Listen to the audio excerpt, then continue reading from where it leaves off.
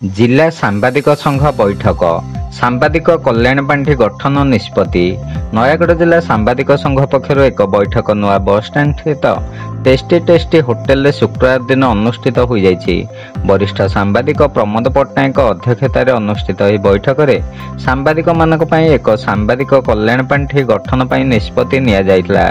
स्थानीय post office रे कल्याण पांठि पई 50,000 टंका जमा राशि सहित एक जुग्म अकाउंट खोल कौनसी कार्यरत सांबादिक मृत्यु घटिले यह कल्याण पांठि अंतिम संस्कार पई तुरंत 3,000 टंका सहायता प्रदान पई बैठक में निष्पत्ति होइथिला। जिला संघ कार्यालय पई एक गृहर आवश्यक हेतुवारु भड़ा सूत्र रे एक घर नेवा पई प्रस्ताव ग्रहण करा जाइथिला। सेहीपरि जिला संघ सदस्य मानक पई परिचय पत्र तैयारी करिवा मध्य प्रस्ताव ग्रहण करा जाइथिला।